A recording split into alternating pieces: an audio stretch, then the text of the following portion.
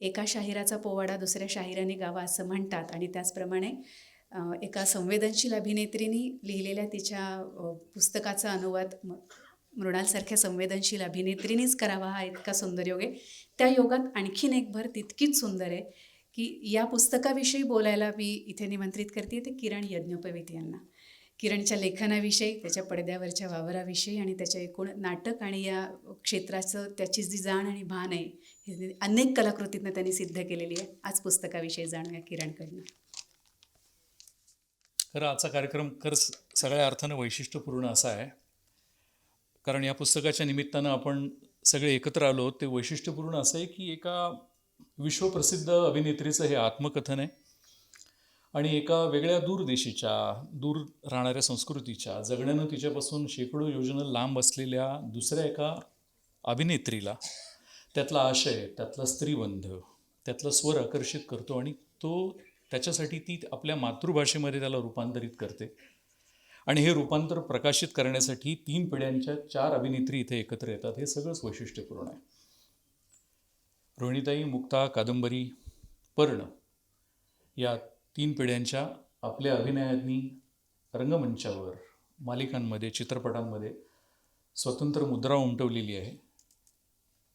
या नायिकांच्या हस्ते या नायिकेच्या पुस्तकाचं प्रकाशन होतं आहे, याचा मलाही तुमच्यासारखाच खूप आनंद होतोय. मृणाल, मनपूर्वक अभिनंदन. आता मृणालनं हे लिव उल्मनचं चॉईस हे पुस्तक अनुवादासाठी का निवडलं हा प्रश्न आहे. हा प्रश्न सगळ्यांच्या मनामध्ये असेल. प्रसिद्ध अभिनेते आणि मानसोपचार तज्ज्ञ डॉक्टर मोहन आगाशे जे आज इथं उपस्थित आहेत, त्यांनी या पुस्तकाला फार सुंदर प्रस्तावना दिली आहे आणि त्यांनी या प्रस्तावनेमध्ये अतिशय सुंदर चिकित्सा बुद्धीनं लेखनाचं मूळ शोधण्याचा प्रयत्नाचा पाठपुरावा करणारी अर्थगर्भ अशी प्रस्तावना लिहिली आहे. त्यात पुस्तक लेखनाचा, पुस्तकाच्या आशयाचा, मृणालला पुस्तक का लिहावंसं वाटलं याचा सुंदर मागोवा घेतलेला आहे. आणि एका अर्थाने मला बोलायलाही फारसं काही शिल्लक ठेवलेलं नाही, कारण ह्या विषयाने येणारे जे काही सारे पडसाद आहेत त्या प्रस्तावनेमध्ये इतके सुंदर पद्धतीनं आले आहेत. पण लेखनामध्ये नॉट टू चूज ऑब्वियस असा एक पाठ असतो. जे समोर आहे त्याला नाकारून तुम्हाला दुसरी कुठला रस्ता दिसतो तो शोधायचा असतो. त्या न्यायानं माझ्या आत जिथं जिथं कुठं कुठं बल्ब लागलेला आहे त्या जागा तुमच्यासमोर ठेवायचा प्रयत्न करणार आहे. मला असं वाटतं की हा चॉईस हा मृणालचा स्मार्ट चॉईस आहे. एक हुशार लेखिका, संवेदनशील व्यक्ती हिने केलेली निवड आहे आणि या पुस्तकातच ह्या सगळ्याची उत्तर आहेत. हा एका अभिनेत्रीनं, स्त्रीनं, आईनं, मुलीनं एका अभिनेत्रीला, स्त्रीला, आईला आणि मुलीला दिलेला एक मनोज्ञ भूमिकेतून दिलेला सुंदर प्रतिसाद आहे. दोन्ही लेखिका चित्रपट माध्यमामधल्या आहेत, त्यांनी हे साहित्य प्रसवलं. आता सिनेमा हे असं एक काय म्हणता येईल तर एक असं इडियम आहे, एक अशी गोष्ट आहे की ती एका छत्रीसारखी सगळं विश्व व्यापून अशी उरलेली आहे आणि त्यामुळे साहजिकच आहे सर्व कलांवर त्याची छाया पडलेली असते. आपल्याला नेहमीचाच एक असा अनुभव आहे की वेगवेगळ्या कलाविधांमधली माणसं एकत्र आली की त्यांचं जे एक्सचेंज होतं, त्यांच्यामध्ये एक संवाद होतो, तो अर्थातच खूपच मनोवेधक, रोचक आणि रंजक असा असतो. कारण अनुभव संपन्न गाठोडं घेऊन माणसं आपल्यासमोर येतात आणि ते रीत करतात. आता कुठल्याही अभिनेत्यानं किंवा अभिनेत्रीनं आत्मप्रकटन केलं आहे आणि ते लोकप्रिय पहिल्यांदाच होतं असं झालेलं नाही आहे. सनसनाटी, हलवून टाकणारं, ज्याला आपण म्हणतो की असं आत्मप्रकटीकरण झालं असेल तर ते लोकप्रिय होतंच. पण अनुभवकथन चिंतनाच्या आधारावर साहित्य प्रभावी व्हावं याला महत्त्व आहे आणि या पुस्तकामध्ये ते तसं झालेलं आहे. मुळात यशस्वीतेच्या अत्युच्च शिखरावर असलेली अभिनेत्री होणं आणि हे अभिनेत्रीपण निभावून नेणं हे अत्यंत कठीण आहे. मला वाटतं आपल्यापैकी बरेच लोक या रंगमंदिरामध्ये उपस्थित असले होते, त्यांनी ही फिल्म पाहिली असेल. एक अप्रतिम फिल्म पाहिली, त्यामुळं माझं हे विधान तुमच्यापर्यंत जास्त चांगल्या पद्धतीनं पोहोचेल असं मला वाटते. मी रिपीट करतो, यशस्वीतेच्या अत्युच्च शिखरावर असलेली अभिनेत्री होणं आणि हे अभिनेत्रीपण निभावून नेणं हे अत्यंत कठीण आहे. हे कंसबद्ध विधान आहे, म्हणजे ज्याला आपण एक कन्सिल्ड स्टेटमेंट आहे असं म्हणतो. हे अनेक अर्थांचं सूचन करणारं वाक्य आहे आणि मी ह्याचं कोणतेही विच्छेदन करू इच्छित नाही. कारण मला असं वाटतं की या वाक्याचं फक्त आकलन नाही तर याचं संश्लेषणही प्रत्येक मनाशी व्हावं आणि हीच या पुस्तकाची अपेक्षा आहे. तर खऱ्या अर्थानं त्या उल्मनपर्यंत आपण पोचू शकू. आणि या विधानाचा धागा मी जे पुढे बोलणार आहे या संभाषणात वारंवार येत राहील. कुठल्याही कलावंताला प्रश्नांनी घेरलेलं असतं. मग तो बुद्धिमान असेल तर प्रश्न जास्त पडतात, डोकं कमी असेल तर आयुष्य सोपं आहे. आणि आणि ते सिद्ध करणारी समाज माध्यमं भरभरून वाहत आहेत, त्यामुळं त्याच्याविषयी काही वेगळं बोलायची गरज नाही आहे. तर अशा बुद्धिमान यशस्वी लिव्ह उल्मनचं आयुष्य लिखाणाचा विषय म्हणून आणि तसंही भरपूर अनुभव संपन्न आहे, भरजरी आहे. मला पुन्हा असं वाटतं की ती फिल्म पाहिली ते फार चांगलं झालं, कारण तिच्या आयुष्याचा एक थोडासा अदमास आपल्याला आला. काय तिच्यावर बेतलं होतं हे आपल्याला कळलं. अगदी तरुण वयामध्ये इब्सेनच्या डॉल्स हाऊसमध्ये नोराची भूमिका करणारी, म्हणजे जिच्या बाहेर पडण्यानं म्हणजे स्त्रीनं उंबरठा ओलांडला असं साहित्यामध्ये मानलं गेलं. आणि आपल्याकडच्या पुलंच्या लखू रिसवूडनं त्याची नोरा धाडकन दार आपटून गेली हे वाक्य जगप्रसिद्ध केलं. तीच ती नोरा ह्याच भूमिकेनं तिला प्रथम प्रसिद्धी दिली. त्यानंतर ती इंगमार बर्मनच्या संपर्कात आली आणि मग त्यांचं सहजीवन फुललं. त्यानंतर त्यांनी persona, passion of Anna, autumn Sonata असे अनेक चित्रपट केले. या सहवासामध्ये त्यांनी एका मुलीला पण जन्म दिला. आता हे सगळं आपल्याला माहीत असेल, पण हे पुस्तकाचा भाग नाही आहे. पण मी हे पुन्हा एकदा उद्धृत करतो हे यासाठी की ह्या पुस्तकाच्या सुरुवातीलाच तिच्या ह्या नात्यांचा, त्या सुंदर एकाकी घराचा, सहवासाचा, त्या प्रेमातून निपजलेल्या कामाचा, त्या मुलीचा, ह्या सगळ्याचा भावबंध लिव्ह अधोरेखित करते आणि मृणालनं तो अतिशय सुंदर पद्धतीनं शब्दबद्ध केला आहे. या परिच्छेदाला पुस्तक तुमचं जे बोट धरतं ते शेवटपर्यंत सोडत नाही. आता लिव्हची कारकीर्द तशी प्रचंड मोठी आहे, परंतु या पुस्तकात जे अनुभव कथन आहे ते तिला ज्या कामामुळं तिला हा सगळा वेगळ्या प्रकारचं जगाचं आकलन झालं त्याच्याविषयी आहे. आणि हे काम म्हणजे युनिसेफचं तिनं ब्रँड अँबॅसेडर होणं, जगभरातल्या सर्व शोषित, वंचित, पीडित लोकांपर्यंत जाणं आणि उर्वरित जग तुमच्याशी सहानुभूत आहे हे सांगणं, हे ते काम आहे. एका अर्थानं हे फर्स्ट वर्ल्डचं, पिचलेल्या देशामध्ये जाऊन त्यांना धीर देणं या प्रकारचं शोभिवंत काम आहे. या कामाला मर्यादा आहे, पण ती लिव्ह अतिशय प्रामाणिकपणे करताना या पुस्तकांमधून दिसते.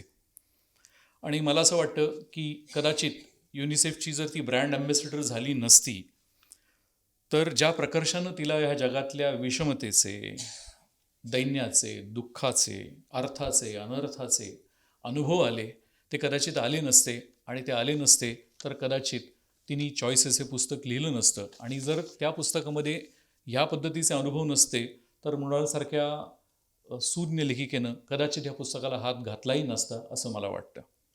या पुस्तकात काही विलक्षण अनुभव आहेत आणि ते वाचून आपल्याला सुखाची महत्ता कळते. पराकोटीच्या दुःखानं माणसं, म्हणजे संवेदनशील माणसं बोथट होऊन जातात आणि मग तो माणूस आहे हे आयुष्य स्वीकारतो. ते दुःख मूक होऊन जातं, त्याचा आवाज होत नाही. आपल्याकडे बुझे तो ऐसे की जैसे किसी गरीब का दिल अशी एक अप्रतिम ओळ राजेंद्र कृष्ण लिहून गेलेला आहे. आणि आपल्या सगळ्यांनाच मशगूल माणसानं एक सणसणीत कानाखाली त्यांनी कायमस्वरूपाची एक मारून ठेवलेली आहे. गरिबाच्या दिलाच्या रुदनाचा आवाज होत नाही. तर ह्या वेदनेच्या आघातानं माणसं मिटतात किंवा बंड करून ते जुगारून देतात. मला पुन्हा असं वाटतं की ही फिल्म आपण पाहिली तर फार बरं झालं. या वाक्यांचे सगळे अर्थ त्या फिल्ममध्ये सतत लागत राहतात. लिव्हचं सारं आयुष्य, ती घेतलेली नवीन नवीन कामं, तिची भरारी, तिची नाती, हे मृणालनं अतिशय रास्त पद्धतीनं हाताळलेलं आहे. एका अर्थानं अस्सल कलावंताला साचले पण नको असतं, कारण बुद्धी त्याला एका जागी स्थिर राहू देत नाही. त्याला नवीन नवीन क्षितिजं खुणावत असतात. आणि दुसऱ्या बाजूला त्याला सतत प्रश्न पडत असतात की मी कोण आहे, हे यश मिळालं हे खरं आहे का, या यशाचं खरं खोटं काय आहे, या यशानं मला काय दिलं, आयुष्याचं साफल्य कशामध्ये आहे. यशाच्या मागे मागे आपण जेव्हा जात असतो ते हळूहळू हळूहळू हळू नकळत आपण एका टोकावर जातो आणि आपल्या असं लक्षात येतं की आपल्या आजूबाजूला कोणीच नाही, आपण एकटेच आहोत. उत्तुंगतेमध्ये माणूस रमतो तेव्हा तो एकाकी होतो, हा जगाचा नियम आहे. मग या माझ्या सुखात, माझ्या एकटेपणामध्ये, माझ्या रितेपणामध्ये माझं सोबती कोण आहे. मग प्रश्न पडतो की आपल्या सगळ्यांचा जीव ह्या प्रेमासाठी का तडफडतो आणि काय आहे हे प्रेम. ती फिल्म पाहिल्यानंतर पुन्हा एकदा आपल्याला हा प्रत्यय येतो की काय आहे त्यांचं नातं, कशाचा शोध घेत होते, का वारंवार परत परत ते एकत्र येत होते. आपण जे करून बघतो, जे ताडून बघतो, ते खरं प्रेम आहे का, खरं प्रेम कधी कोणाला लाभलं आहे का, आपण खऱ्या प्रेमापासून लांब आहे तरी सुद्धा ह्या प्रेमाची आपल्याला आस का आहे. त्या फिल्मप्रमाणेच या पुस्तकामध्येही लिव्ह आणि मृणाल हे दोघेही ह्या प्रश्नांचं मोहोळ उठवून देतात. आता ह्या दोघंही दूरदेशीच्या व्यक्ती आहेत. त्यांची जीवन, आयुष्यशैली, नातेसंबंध, रचना सगळंच खूप वेगळं आहे. त्यांच्यामध्ये संवाद असण्याची काही शक्यता नाही. पण तरीसुद्धा यातले जे अव्यक्त प्रांत आहेत, म्हणजे जे बोललं गेलं आहे ते सोडता जे न बोललं गेलं आहे त्याच्याविषयी बोलणं किंवा ते आपल्यापर्यंत पोचवणं, हे लेखिकेला नीट जाणवलं आहे हे आपल्याला पुस्तक वाचताना कळतं. कारण लिव्हसारख्या एका उंचीला गेलेल्या कलावंताला काय झालं असेल याचा अदमास लेखिकेला, अभिनेत्रीला म्हणून मृणालला आपल्या जगण्यातून जाणवला असेल असं वाटतं. कुठल्याही बुद्धिमान माणसाला प्रश्नाचा मागोवा घेण्याची इच्छा असते. कारण जे चाललंय त्यात जो आनंद असतो त्यापेक्षा हे सगळं कुठून येतंय हे जाणून घेण्याची त्याला प्रचंड इच्छा असते, शोध असतो. आणि आपल्या लेखिकेलाही त्यानं अस्वस्थ केलंय हे आपल्याला जाणवतं. मला एक शेर आठवतो की शेर असा आहे की वरना क्या रखा था तरतीब अनासिर के सिवा, वरना क्या रखा था तरतीब अनासिर के सिवा, खास कुछ बेताबियों का नाम इंसा हो गया. तरतीब अनासिर म्हणजे पंचमहाभूतांची रचना. माझा देह म्हणजे पृथ्वी, आकाश, आप, तेज, वायू अशा पंचमहाभूतांनी बनलेल्या याच्या व्यतिरिक्त काय राहिलं होतं, काय होतं खास माझ्याकडे, तर बेताब होणं. मला जे माहीत नाही, मला जे अप्राप्य आहे, जे कदाचित कल्पनेनं होतं, मला जाणवलं जातं किंवा ज्याचा मला कॉल येतो, अशा गोष्टीच्या मागं धावणं, बेताब होणं ही मनुष्यत्वाची खूण आहे. आणि या पुस्तकामध्ये ह्या बेताबीचा सतत प्रत्यय येत राहतो. हे सरसकट अनुभव कथन नाही आहे, रंजक पुस्तक आहे. एकदा हातात धरलं की शेवटपर्यंत वाचावंसं वाटतं. पण त्यातले काही प्रांत अपरिचित आहेत. मधून मधून असंगत असे परिच्छेद येतात, भावनांचे उमाळे असलेले तुकडे येतात, काही वेळेला प्रत्येकरी गोष्टी पण येतात, आठवणी आहेत, नोंदी आहेत. आणि हे सगळं संगतवार विचारांमध्ये बांधताना काही ठिकाणी तरेस्थ नोंद, तर वैयक्तिक प्रसंगांमध्ये भिजलेला स्वर अशी शब्दयोजना मृणाल वारंवार करत राहते. त्यासाठी मृणाल तुला दाद द्यावीशी वाटते. असं म्हणतात की बुजुर्ग उस्ताद पूर्वी 2 तानपुऱ्यावर एकतानेतेनं सा लावत असत. असा की एक तानपुराचा सा वाजवला तर दुसरा आपोआप झंकारून उठत असे. आता शास्त्राचा विचार केला तर हे शक्य आहे, कारण तो रेझोनन्स आहे. आपल्यापैकी बरेच जण शास्त्राचे विद्यार्थी असतील तर ट्युनिंग फोर्कचे एक्सपेरिमेंट आपण केलेलं आहे की पाईप आणि ट्युनिंग फोर्क किंवा सोनोमीटरचा एक्सपेरिमेंट एका विशिष्ट जागी धरला तर घुमारा येतो, त्या विशिष्ट जागी धरला तर तारेला कंपन येतं आणि कागद उडतो.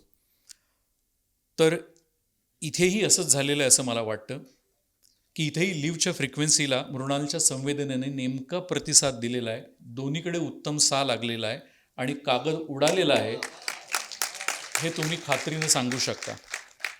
मोहन आगाशे आपल्या प्रस्तावनामध्ये असं म्हणलेलं आहे, ज्याचा मी पुनरुच्चार करतो, की एखादं पुस्तक वाचल्यानंतर मूळ पुस्तक काय हे जाणून घेण्याची इच्छा मनामध्ये निर्माण होते.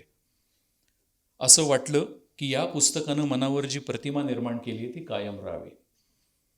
मृणालनं शब्दबद्ध केलेला एक परिच्छेद मला महत्त्वाचा वाटतो, तो मात्र वाचून दाखवतो आणि मी माझं बोलणं थांबवतो.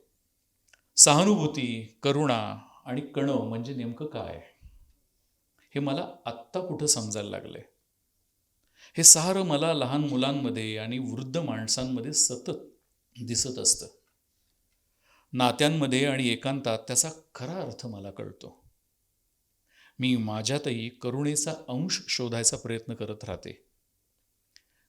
पण ज्यांच्याकडं गमावण्यासारखं काहीच उरत नाही किंवा कवटाळून बसावं असं काही नसतंच कधी त्यांच्याकडे माझ्यापेक्षा सहानुभूती आणि करुणा जास्त असेल का? मृणाल, या पुस्तकाच्या निमित्तानं या सगळ्यांशी मला जोडून घेता आलं त्याबद्दल मनपूर्वक धन्यवाद. आशय आणि ग्रंथालीचेही मनपूर्वक धन्यवाद आणि आपलेही धन्यवाद. थँक्यू